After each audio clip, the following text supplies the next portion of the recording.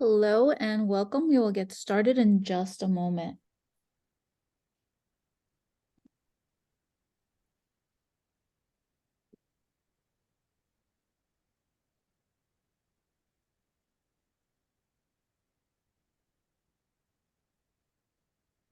Hello and welcome. Just giving a few more moments as people come into our webinar. This is the Gray Decision Intelligence Demand for Higher Education programs. And we do have some special guests today.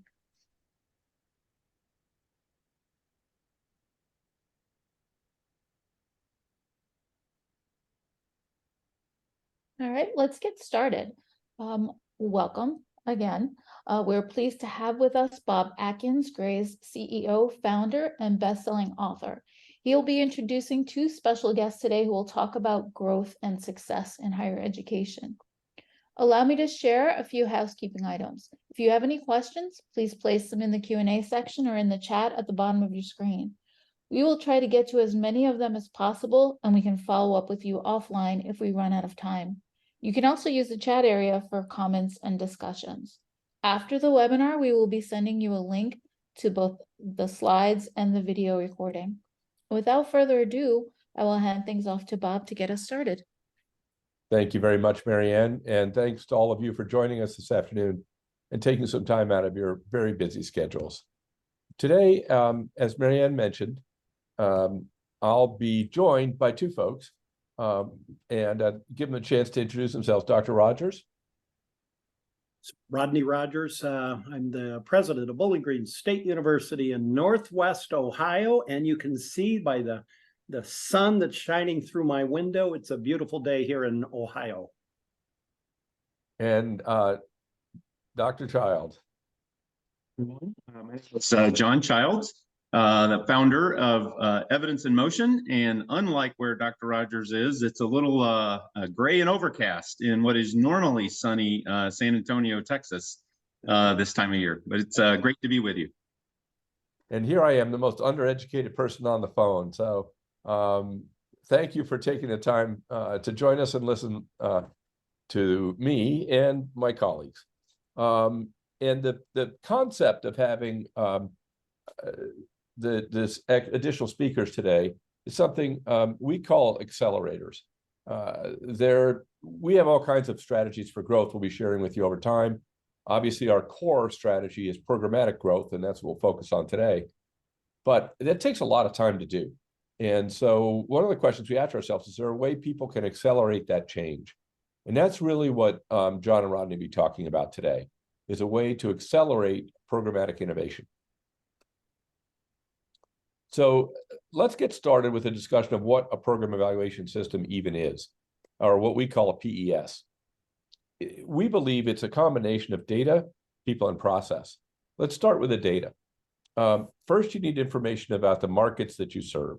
How many students are there? What are the employment characteristics in that market? Who's the competition? And what's the appropriate degree level for a program? That then informs margins, because the demand for a program actually drives how much money it'll likely to make. Now, we don't look at margins because you're for-profits. We look at margins because you need some high margin programs to subsidize smaller programs that maybe not be able to stand on their own 2 feet financially, but are nonetheless important to the mission of your institution. Of course, those programs have to meet your academic standards, and they also need to be consistent with the mission of the institution. So those are the sort of data-driven things that you can bring to bear to inform your evaluation process. Notice I use the word inform, not drive. This is a very complex process. Data shouldn't drive it per se, but it should be data informed. The other thing about it is there's no algorithm yet to make program decisions. And if there were, it probably wouldn't work because fundamentally this is a process where the people in college and university need to be on board with the decisions. They have ideas about programs. They often have knowledge in the area or the market that's essential to making good program decisions. So you need to involve the right people in the right process for this to be successful. And if you don't, they'll pretty much throw out whatever you come up with anyway. So it's actually counterproductive to try and jam this stuff down. Doesn't work, actually slows things down. Now, I'm going to turn today to data on your markets and the sorts of what's going on out there.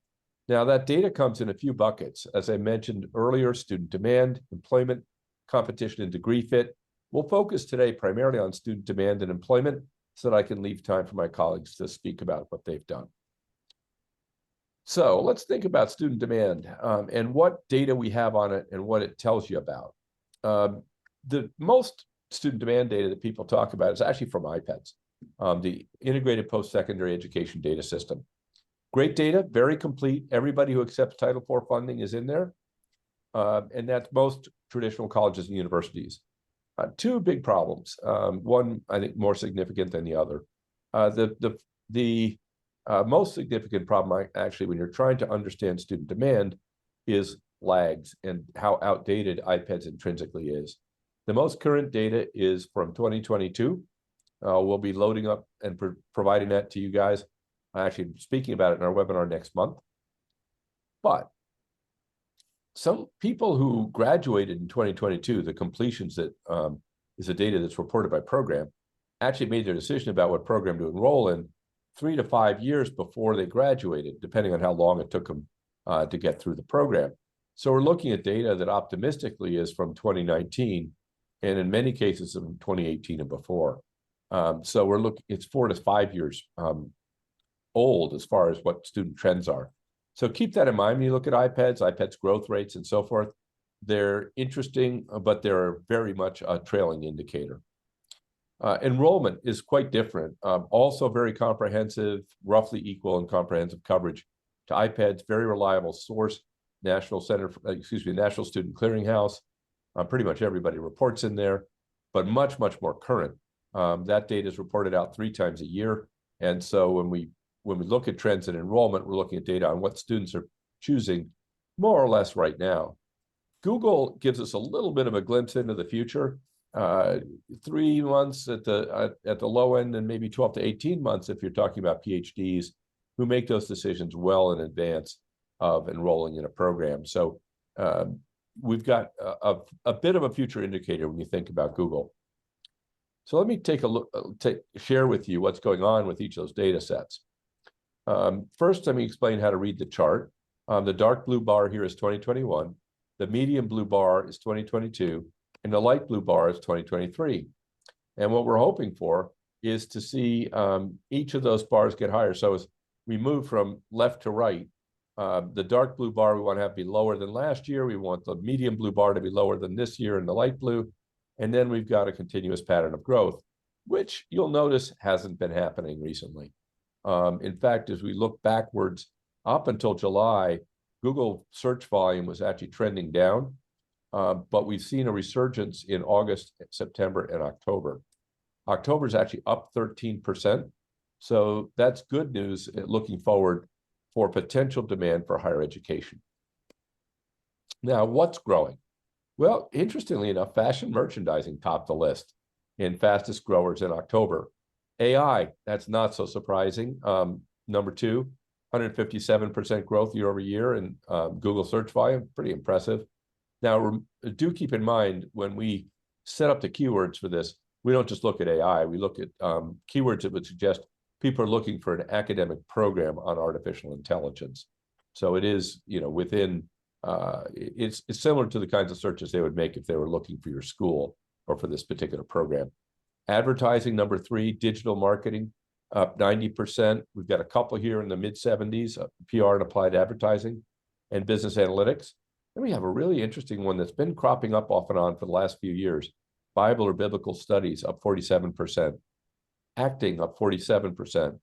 Health services administration and family practice nursing up 42 and 43% respectively. So there are programs where the interest is growing very substantially. Most of them are not in areas that you'd necessarily think about, whether that's Bible studies or acting or even advertising. But some of the top ones like artificial intelligence, yeah, that's very understandable. One of the things to be careful here is that the overlap 1 year to another, the continuity, if you will, of this data is low. People's interests change fairly rapidly. You can imagine that a year ago, come November, nobody was even talking about AI. ChatGPT was just launching and didn't really hit its stride, as I recall, until January. On the other hand, data science was hot. At that time, econometrics and economics were both growing. There's some funny things about how those were reported that explain some of that. Cybersecurity has been pretty consistent, but didn't make it this time. Usually is in our top 10. We had a long run where cinematography was very hot, but has fallen off. Fashion sort of made the list twice, slightly different programs. And you can see fine arts, dentistry, registered nursing has usually been growing, and computer programming. Again, big shift from last year to this year, which is one of the reasons we would suggest you keep track of this stuff over time. Now, given that it's this volatile, it's worth thinking about what do you do with this information in terms of program management. It's probably not smart to base your program launch decisions for new programs entirely on a few months of growth rates, because they could melt away pretty quickly. Now, there are things like artificial intelligence where it isn't going anywhere anytime soon. You can look at the structural drivers for that, all the applications, the economy and so forth, and say, yep, that's going to be a keeper, and I'm comfortable with it. Data analytics, I would say, is similar, although obviously the growth rate has dropped off and it's not in the top 10 right now. Cybersecurity, not in the top 10, but it's still growing. I believe it's about 22%. And you can look at the structural reasons for that and say, I'm comfortable that trend will continue. You know, the Chinese are not going to stop trying to hack into our systems. All the bad guys that are trying to steal your credit card information aren't going away. You know, we've got disinformation being, but there's a lot of reasons why we need to pay attention to cybersecurity. So again, you can get comfortable with it. For those, I think you can say, okay, I believe that's a reasonable predicate with a bunch of other data for thinking about launching a new program.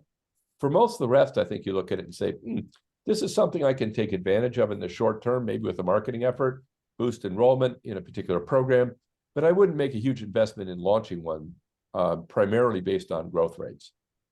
Hope that makes sense to all of you. Now, the other thing you'll want to look at when you're thinking about programs is how much it costs to market the program.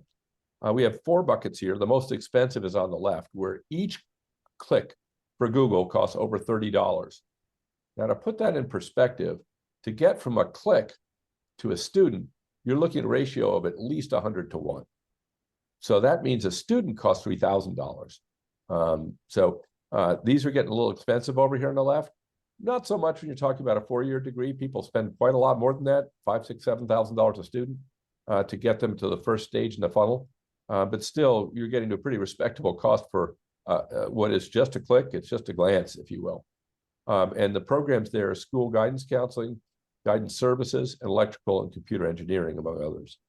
We've got human services, special ed and teaching at over $20 a click.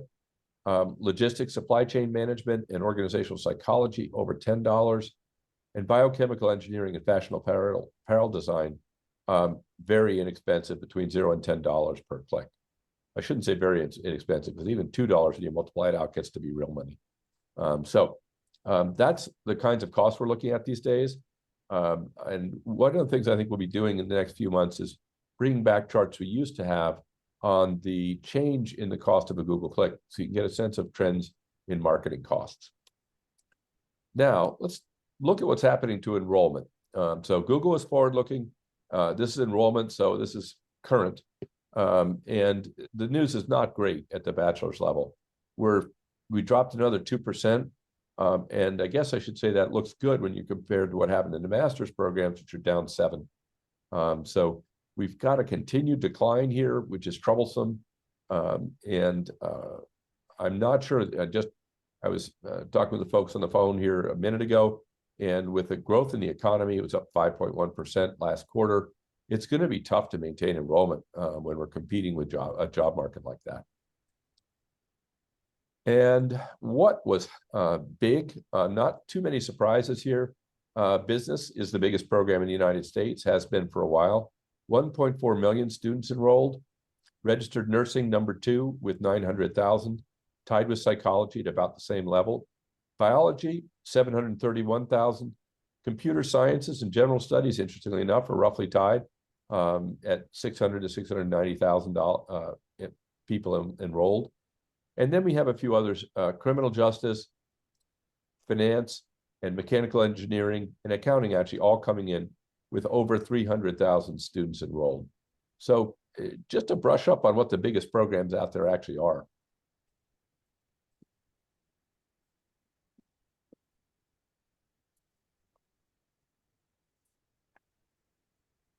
Now, when we look at growth rates, we get a bit of a different story. I mentioned data analytics or data science earlier.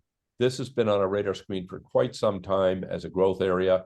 A very closely related areas, business analytics, up 26%. As you come down this tech stack, 6 out of our top 10 programs in terms of enrollment growth are in what I would call information technology, broadly speaking, not that particular program. Cybersecurity, information insurance, up 23%. Computer systems, networking, and telecom, up 18%.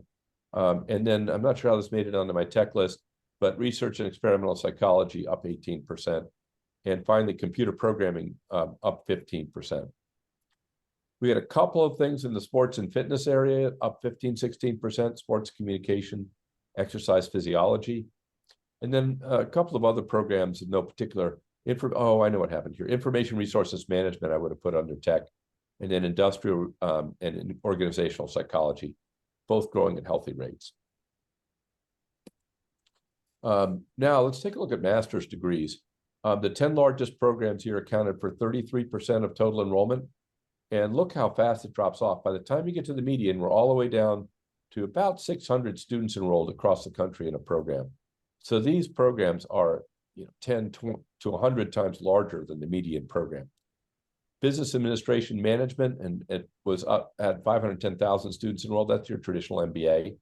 Notice business analytics here, though, at 153,000. I think these two are trading students, but you kind of got to be in both, or else you're going to lose students who want business analytics. Then we have some other programs, social work, computer science, registered nursing, with 150 to 175,000 students enrolled. We get a couple of education at 80,000. And then down here, special ed at about 73,000. So educational leadership was the one at 80,000. And then we've got a variety of mental health programs, school counseling, guidance services, counseling psychology, and mental health counseling with 70 to 80,000 students enrolled each. When we look at masters, different set of programs. IT project management, 53, I'm sorry, this is growth at the master's level. 53% growth in IT project management, data analytics, 36% growth, AI, predictably enough, 26% growth, and on the infotech side, information technology up 17%, and computer engineering general up 13%. Our education programs did okay. We had a couple of them that made the list. Special ed secondary up 25%, and special ed elementary up 15%. And a couple of other programs, no particular linkage. Psychiatric mental health nursing, construction engineering, both around 20%, and exercise physiology, 11% growth. Now, this stuff it not only isn't continuous over time, but what's growing also tends to vary a lot by geography. So when we work with clients, we're careful to pull data that's relevant to their particular geographic market. And if you look at these two areas, I would not have guessed it'd be this different. And the fastest growing programs in these markets, what's growing in Florida is not what's growing in Ohio. In Florida, we've got rapid growth in computer science, digital arts, business analytics, cyber and information security, and finance. The only common program is computer science. Otherwise, the fastest growers in Ohio, and notice they're all growing a little slower than Florida, up 16% in information technology, speech and rhetoric, 4%, psychology general up 3%, and kinesiology and exercise science up 2%. And of course, one of the major drivers of growth here is a difference in the underlying demographics of the two areas. Now let's take a look at non-degree courses. As many of you know, there's a lot of growth in folks and programs that are growing that are not traditional academic programs. The way we get data on that is by looking at Coursera. And on Coursera, what we found is that data analysis is actually the #1 category of program on Coursera.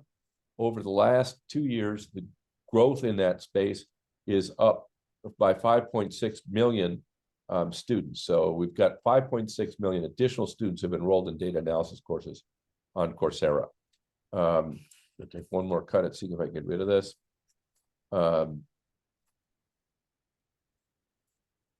Let's see, design and product up 3 mil has increased by 3 million. Or I'm going to jump over all the data and tech ones for a minute. Learning English up 2.5 million. Leadership and management up 2.5 million. Basic science 2 million. Business essentials 1.7 million. Support and operations 1.6 million. Machine learning in the tech space up 3 million. Other tech programs, software development, personal development, up over 2 million students enrolled. So it's a very funny thing with MOOCs. I think we all kind of forgot about them after a big frenzy 10 years ago, and they were fine with us forgetting. They didn't go away. They've been steadily growing in the background. So this is a place students do go to get their education. They're probably not getting a degree. And please remember that a student here is not the same as a student who enrolls at your institution. I don't know what percentage of students in these drop after the first class, but I suspect it's very substantial. And that as a ratio, I would think you get maybe 1 in 50 or 1 in 100 students actually completing a course on Coursera. It's not at all similar to what would happen at your institution. But even if you divide by 100, these are enormous numbers. So these are the general areas that are hot in the certificate world or individual courses. Now let's take a look at some current employment indicators. As we get into that, it's important to understand how the data is constructed. So traditionally, folks have taken a sort of mythological approach to deciding what occupations align with which academic programs. And that mythology is built around the concept of direct prep or direct preparation. And so when people were determining whether your academic program led to a degree, they said, well, what are you directly prepared to do? And so, for example, here is an English major. An English major was deemed to be directly prepared to become an English teacher, a proofreader, or a secondary school teacher. And that's it. Okay. So it's not surprising when people looked at labor markets and only looked at those 3 fields, they said, oh, gee, there are not a lot of jobs for English majors. Well, I suspect many people on the phone were English majors. I was a history major. I didn't go in any of the things that are on my list. And English majors often don't too. So I'm going to start with marketing managers. The ability to communicate turns out pretty important skill when you're a marketer. Executive administration assistants, not so great, honestly, a job that doesn't really require a college degree in many cases. But general and operations managers, advertising and promotion managers, writers and authors, lawyers, sales managers. And here's one's pretty directly related, editors. But notice, even something as close as that, it's not actually on our list on the left. And market research analysts. I'm then going to come back to chief executives. We've got to take that with a bit of a grain of salt. It's not chief executives of Fortune 500 companies. If it were, there wouldn't be 26,000 of them because there are only 500 Fortune 500 companies. What it is the most senior person in a business. So that will include a sole proprietor, for example, the owner of a barber shop, and so forth. So it's got a lot of small business owners in addition to traditional corporate executives. But nonetheless, an awful lot of people in an English degree end up running some sort of business. Job postings are coming down. Now, the numbers for GDP growth just came out. So they came out between webinars, actually, for me. And I looked at this and was a little bit nervous about GDP growth in the US, and particularly jobs available, since the job postings here are down 20%. But GDP is up 5%. So I suspect that we're going to see a rise in job postings or at least stability going forward. This is actually good news, a drop in for higher education, because of course it's countercyclical. So if people are having trouble finding jobs, they tend to go back to school. And so I don't know what to hope for. I like a growing economy. On the other hand, I'd love to see more folks going back to school. So hopefully we can find a way to have both. What are the fastest growing occupations? Well, a number of these don't really require a college degree, timekeeping, but physical therapy is a graduate level program. Clinical school psychologists are up, diagnostic medical sonographers, surgical technologies. Again, this is not really a 4-year degree. This is typically a 2-year or certificate. Health teachers, post-secondary, claims adjusters, cardiovascular tech, and a couple of others. Now, you can all look forward to the fact that the fastest growing occupation coming up shortly will be tax preparers. Happens every year about this time. So I guess we should take some joy in knowing that the tax preparers haven't really started to surge yet. And cybersecurity information assurance, I'm just going to share with you a scorecard. It's an illustration of the kinds of data that we would suggest you use when you're trying to make decisions about whether to start, stop, or grow an academic program. And I'll walk you through this for a minute, and then I'll transition over and help you understand how you can get a program launched more quickly than you could on your own. First thing to notice when we look at these is the color coding. Dark green means it's at the 96th percentile or higher, 98th percentile or higher, excuse me. So it's very, very good. This particular program is at the 98th percentile. It's cybersecurity and information assurance. I can look at student demand, see it's dark green, and know immediately that the student demand here is very strong. And we've got 6 indicators, almost all of which are at the 97th percentile or higher regarding the size of this program. And growth is pretty healthy as well. A couple of the indicators are only 72nd and 75th percentile, but the actual raw growth rates here are still very substantial. Google's up 44%, new student enrollment's up 11%, and completion volumes are up 13%. So I think we'd all be happy with those growth rates, even though they're not the highest growth rates in our system. Jobs, very strong as well. Our entry-level jobs at the 96th, 97th percentile, whether that's job postings or BLS job openings. Our one-year historical growth rate is healthy, 1.8%. 3 years even better at 3.9%. We've got 4.4 job postings per graduate, so that's a very healthy metric, 94th percentile. And our wages are good. The master's at post-entry with a master's is 102. If you've just got a bachelor's, post-entry after 3 years and beyond, you're going to be earning in the $76,000 range. So those are pretty good numbers for a program like this. One thing we've added recently that I think is of interest these days is data on the demographics of a program. So when you're picking programs, in effect, you're designing the demographic structure of your university. So there are programs that skew very male. This is one of them, actually. 83% of the folks in this program are men. I'm not arguing that they should be men, by the way, just that they are. And then you take a look in and you say, so by the way, if I were trying to recruit men, this would be a program I'd be interested in. Now, the next question is, well, what are the ethnicities that it tends to attract? And it's interesting, in this particular program, the ethnicities are pretty consistent with the general market that this particular, in this particular geography, which is national level. So it's recruiting essentially the national average kind of ethnicity. So roughly 6% of students are Asian, 10% are Black, 13% are Hispanic, and 56% are white, very much in line with national population statistics. So I just bring that up to highlight that they're keeping that in mind and looking at your demographic mix, very helpful in making sure that your university turns out to be the kind of school that you're hoping for. Now, without any further ado, let me turn it over to our guest speakers who will talk about how to accelerate programmatic growth in a university.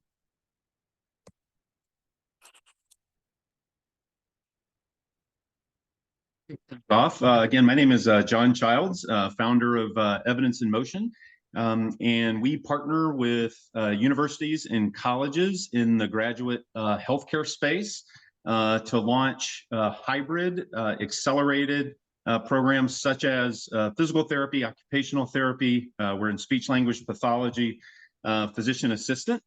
And you know, if you're really going down the path of trying to launch really any of these programs on your own, the two biggest hurdles you'll face are recruiting faculty. There's a faculty shortage for all of these disciplines, but more particularly is the competition for clinical space. Securing enough clinical sites to enroll more than, call it 30 to 35 students in a cohort is extremely difficult. And so partners like Bowling Green University reach out to us as a partner to help them launch these programs at scale in a way that's faster than they could if they did it on their own. So I'll stop there and maybe let Dr. Rogers talk a little bit about the history of the partnership. All right, thank you, John, and thank you for giving us an opportunity to talk briefly about this partnership we have with EIM. Just maybe 3 points I want to make. One is, why we did this, and how we did it, and then kind of next steps, what the future looks like. Part of why is a little bit of the context of Bowling Green State University. We serve a little over 23,000 students a year. We are a very traditional kind of undergrad institution, however. We're a research R2 institution. So we have, PhD programs and all sorts of graduate programs, but 85% of our students are undergraduates, and of those undergrads, 95% basically are full-time, live on campus. So a very traditional undergrad student body. The motivation here was a few years ago, really our board of trustees, as we were talking about the strategic future of our university, worrying about the demographic cliff, worrying about, changes going on, especially here in the Midwest, in the state of Ohio, more specifically.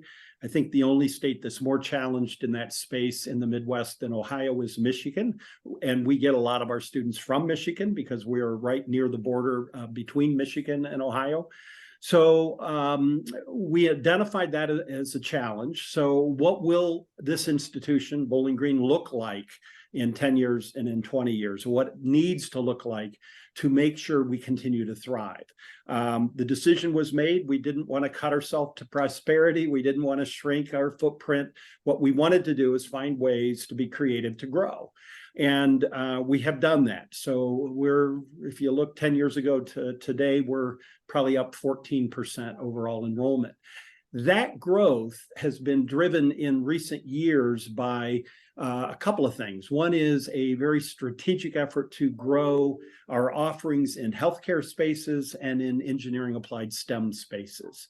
And in healthcare, School of Nursing we launched, and really began to think about the ways in which we can grow our offerings in healthcare.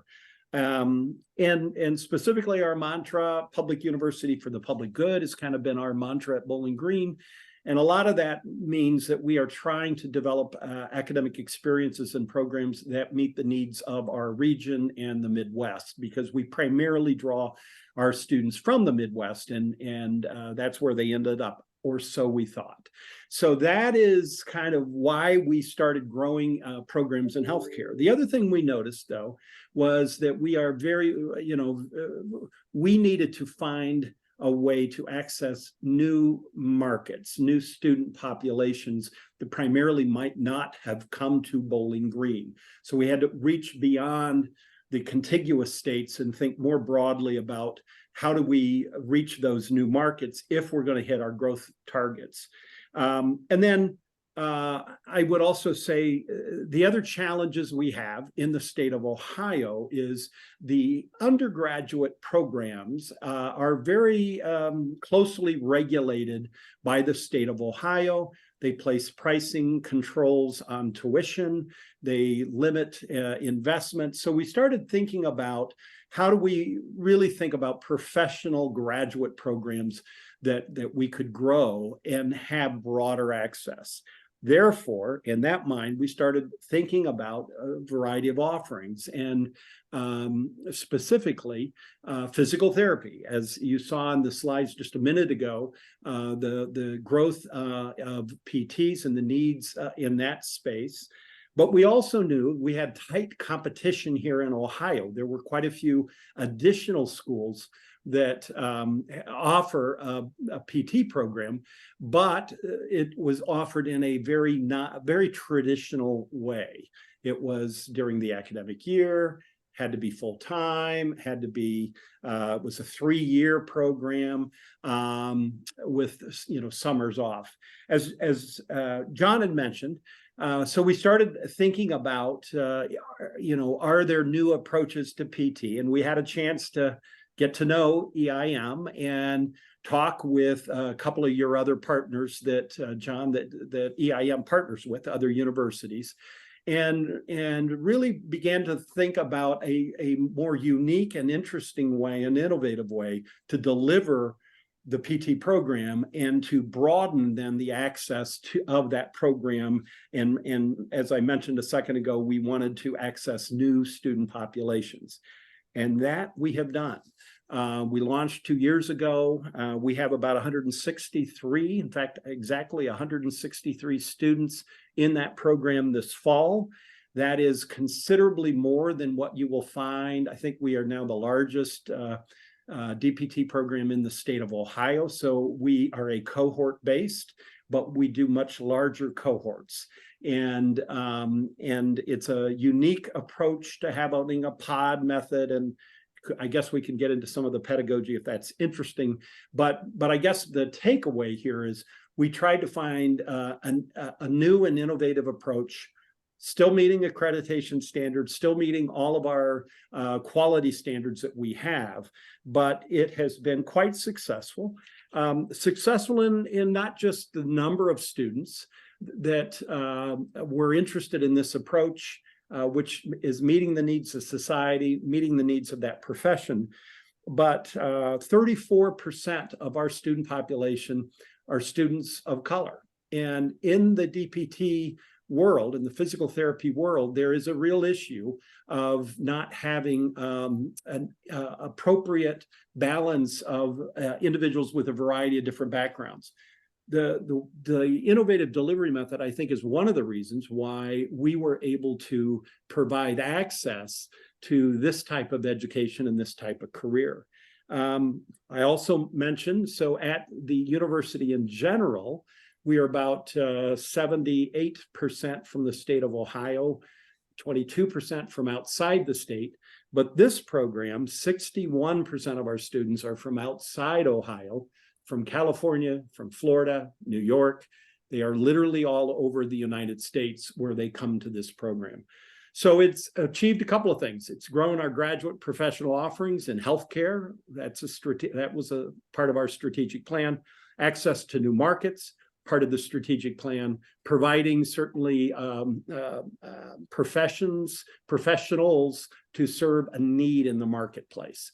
And EIM has been one of those partners that, as John mentioned, in the PT world, hiring faculty and having clinical sites. We kept being told that if you're thinking about PT, I don't know, there's too many institutions here in Ohio. There's no way you'll have the clinical sites, and you're going to have a hard time finding faculty. Actually, I think with the help of EIM, we have been able to attract some outstanding faculty who are interested in this innovative approach to education. So they, and some are here in the area, some are remote and come in for our immersive experiences. But the faculty recruiting has been much easier than we were led to believe. And I think that's part of certainly the role EIM has helped. And then clinical sites, clearly having access to sites really across the country have been incredibly helpful for us to grow this program.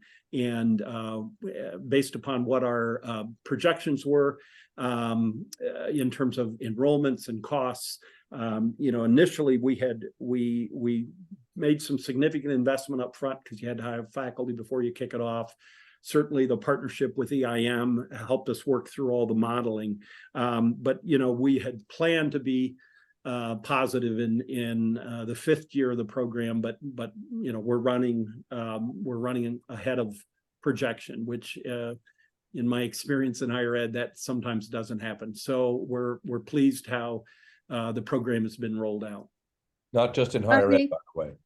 Yeah, that's a good point. This plan is sadly widely prevalent. I'm curious, how do you handle, you bring the folks in, how much of the time do they spend actually on campus, and how long is each stint on campus? Speak to that, Dr. Rogers.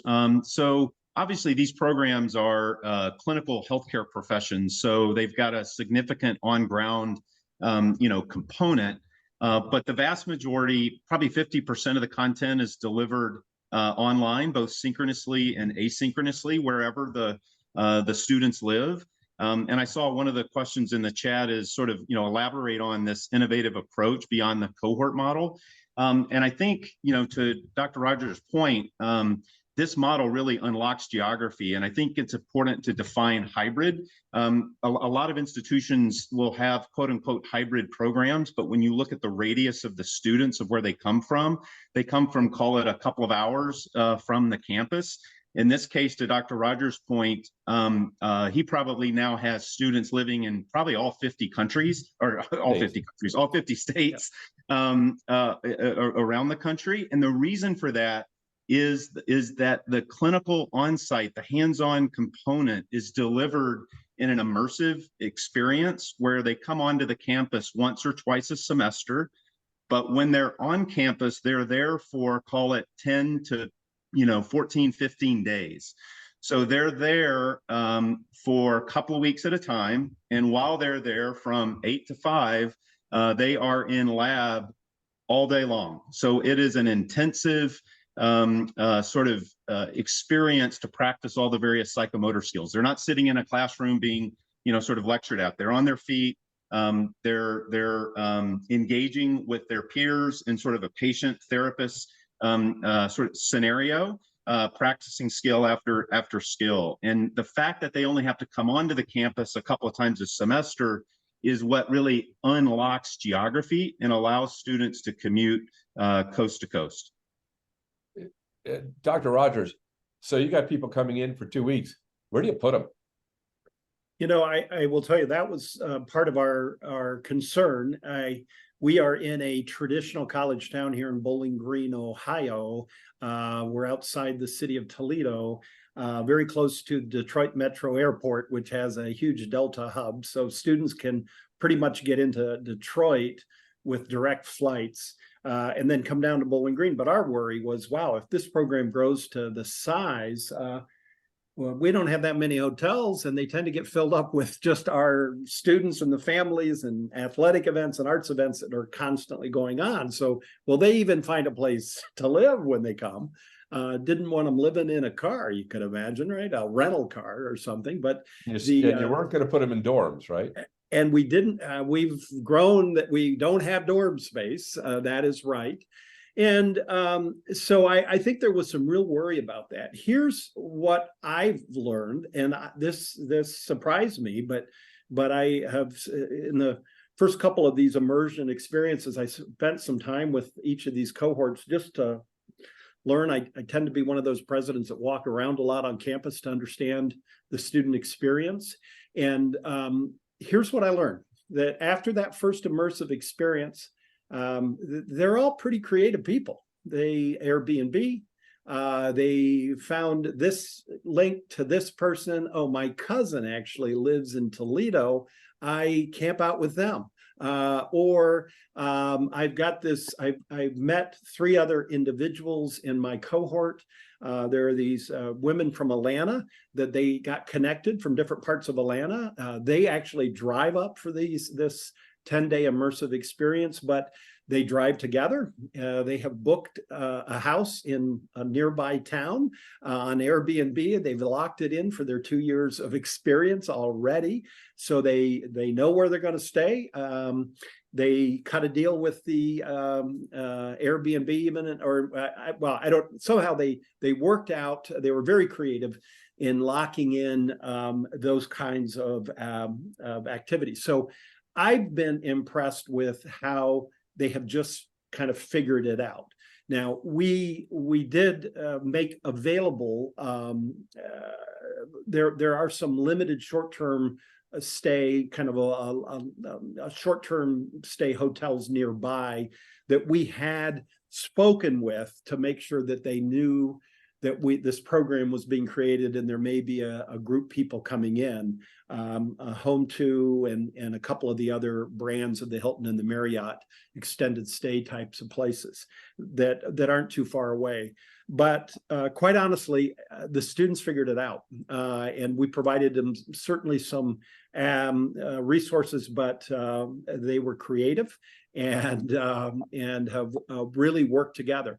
You know, to John's point too, the take I would have. So we have some other cohort-based graduate programs, but in some ways, these DPT students might be more connected than the traditionally delivered cohort-based program. And the reason I think they're more connected is because it's an immersive, intensive 10 days they are together. They are together, 24/7 for 10 days, 5 times each year. And so that intensive experience, I think, leads to deeper relationships, and then they support each other as they go through the program. I don't know if you would agree with that, John, if you've seen that at your other clients that you work with. Oh, that's very much very much the case. And I see the other question, having to do with pricing and scholarship support. These programs are have a very high demand. In particular, this model, one of the other really points of differentiation is that this model is a 2-year program. There's probably 75 PT programs in the country, and roughly 270 of them are 3 years in length. And so this program is an accelerated curricula that's 2 years in length, which is highly, highly attractive to the applicant pool. As you can imagine, getting into the workforce a year sooner than 95% of your peers, not paying tuition that 3rd year, plus earning an income in the 3rd year, adds probably $150,000 to $200,000 of additional lifetime earnings over, call it, the first 15 years of your career, just because you have less student debt. So, candidly, there's not a lot of scholarship or discounting in these healthcare professions in general, simply because, the demand and need for, more healthcare professionals is pretty profound in lots of healthcare disciplines.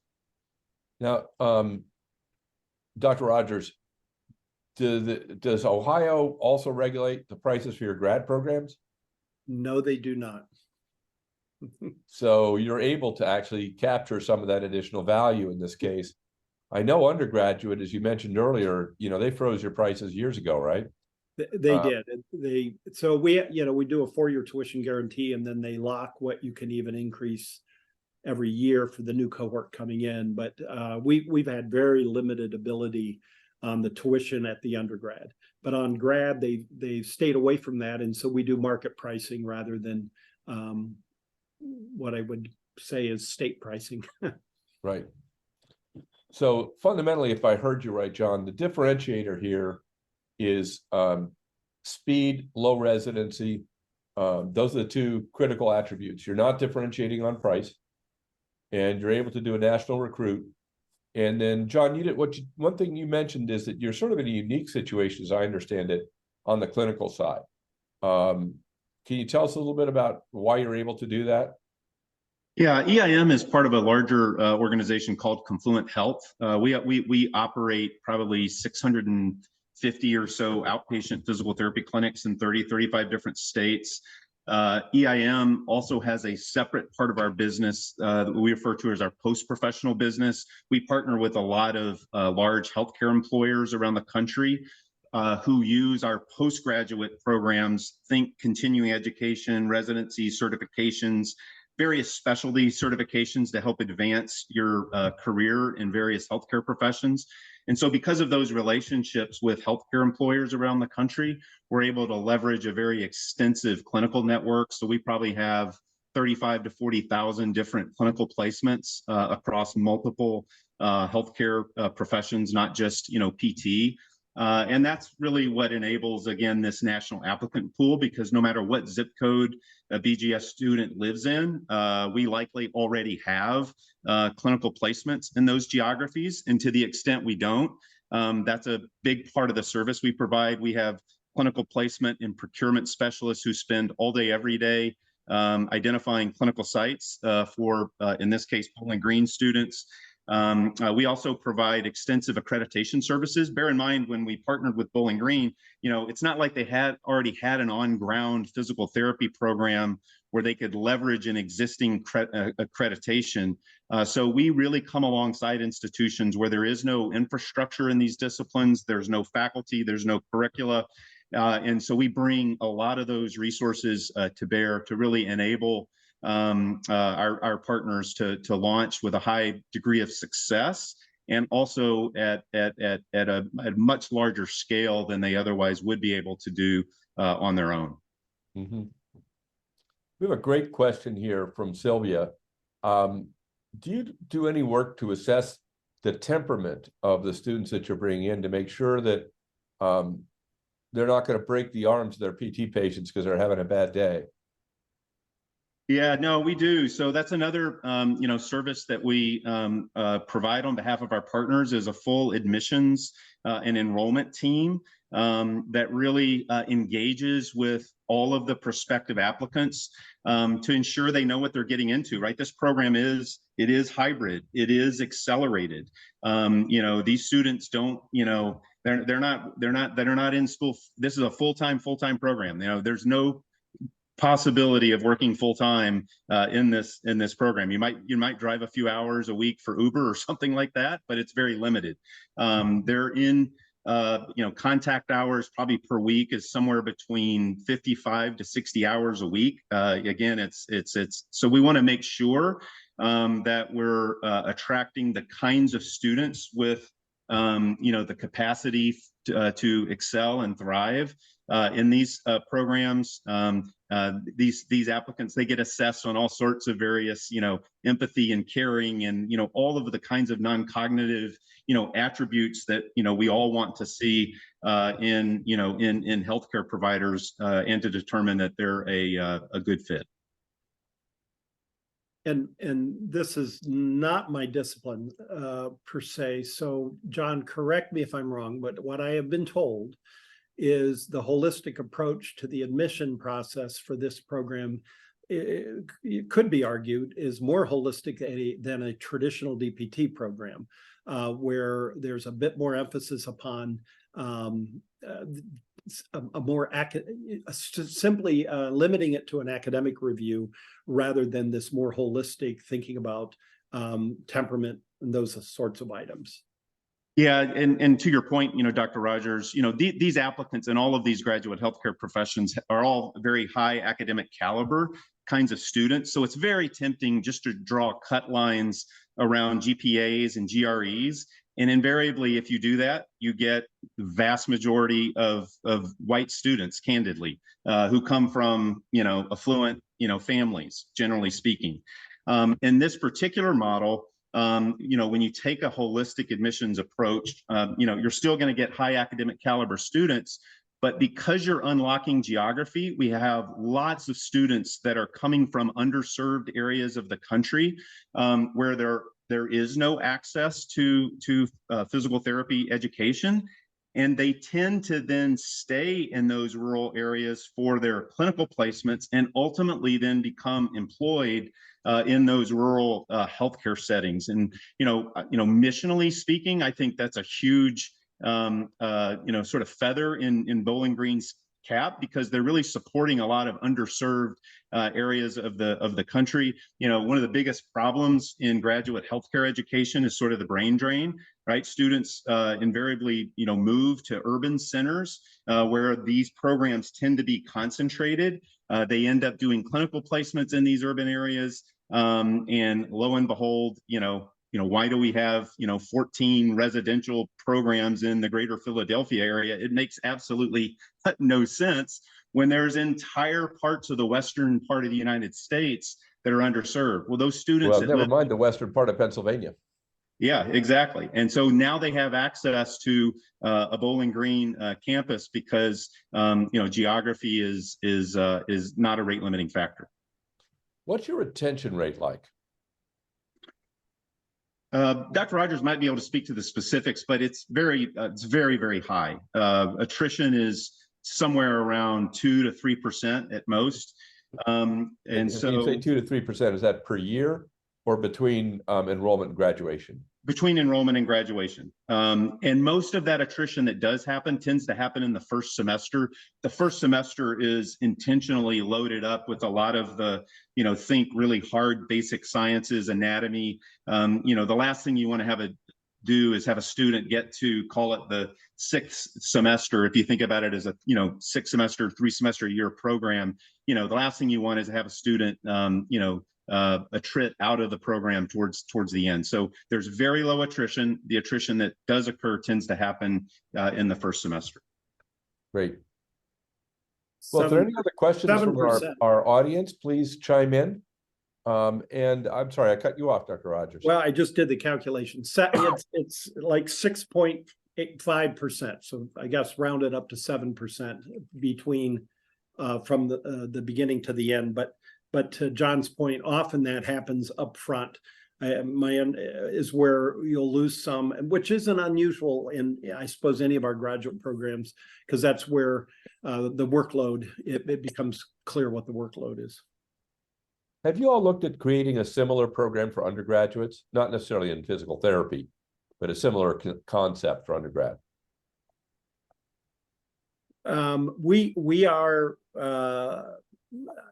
looking at so this model, I guess, let me answer the question this way. Thinking about this model of a hybrid approach that provides access into additional markets, new student populations that would not typically be having access to a Bowling Green degree. We keep thinking about where are those other spaces that we could move to using a very similar model now that we've demonstrated this is possible. What we haven't talked about is some of the political challenges, both internal to the university and external, that we had to navigate through. And some of the internal concerns were you can't really teach this type of program in this fashion. But we've now demonstrated that, in fact, based upon student input and even the faculty that have been teaching this, that it is working. Certainly the pandemic also helped us learn new ways to engage students in using technology. That all said, so now as an institution, we seem to be more open to the idea of, okay, what other programs could we apply this to? And one such program would be the number of people in Ohio. I think we have about 1.5 million, I believe. I think, don't quote me quite on that number, but a lot of students who have some college, no degree. And we're trying to figure out, are there ways in which we can get a lot more creative in delivering an academic program to help students complete their degree in an appropriate way, quality way, and this immersive experience. I think many students don't want a straight, fully online. They like this hybrid approach. Yeah. One that strikes me is accounting. Because you can take it right through to the master's level, which they'll need in order to practice. And I was just looking at statistics today, something staggering percentage of accountants are expected to retire. And based on my experience as an entrepreneur trying to run a small business, God help us, because nobody's going to be able to do the taxes. They're not getting easier. Right. So don't know if what any thoughts on that? Well, so my discipline is accounting. So let me say, I think the accounting profession does have some real challenges right now in terms of attracting talent into the profession. Part of it is self-inflicted, I think, with 150-hour requirement. I won't get into all of those sort of details. I know there's some movement in a variety of states to adjust that. But I wouldn't. Seems to me this sort of approach for so it provides students with the opportunity to have a career in accounting. Might very well be a very good offering. Our challenge for doing something like that, though, is a area it's tough to hire faculty and to keep them. So right now, we have a separate ACSB accreditation in accounting and yada, yada, yada. So you got to get John to so work on this. yes. Yeah. So John, have you thought about accounting? Sounds like we should. I don't think there's any such thing as a clinical in accounting, but you could substitute the word apprenticeship and you'd be off to the races. The trick is finding people who want to be accountants, I suppose. Probably more interesting than I would think it is, but not a lot of folks who resonate with that. All right, well, any other questions from our audience? If not, I'll bring us back for a moment and hope that all of you can join us again soon. We'll be offering our next webinar in January, and I hope that's showing on your screens. Let me just blow it up a little bit. And of course, if you want to know more about program evaluation or you need to sleep better at night, please feel free to avail yourself of my book, Stop, Start, or Grow. It's available on Amazon and is proven at least as a good way to catch a snooze if you need one. And on a more upbeat note, Grow, Grow, Grow is a podcast I've been running. And that's really how we got to know all the folks that we've had on the phone in the accelerators, because as we've talked to people in the industry, the sector of higher education, it turns out that despite all the gloom and doom, you can grow an institution. As you just heard, Bowling Green grew 18%. And the population in Ohio is not growing, last I checked. So, and many of your peers in Ohio are not growing. So it can be done. There are techniques for doing it. And certainly today's discussion on the accelerator and what EIM is doing and what you're doing at Bowling Green gives you an example of a way to grow. But it is just one example. I don't know, I haven't counted them up, but there are well over a dozen ways that we've identified so far to grow a higher education institution. So don't believe all the EORs out there. The sky is not falling. I guess it's a mixed metaphor. Don't believe Chicken Little either. It is possible to grow. Demographics are a headwind, but they're not an insurmountable one. And if you undertake what are not very adventurous strategies, you can actually get back on the right path in terms of enrollment. So I'm happy to share those with you over time, or feel free to listen in on Spotify or Apple. Thank you very much. And that wraps up our webinar for today. If the panelists could stay on for a moment, that would be great.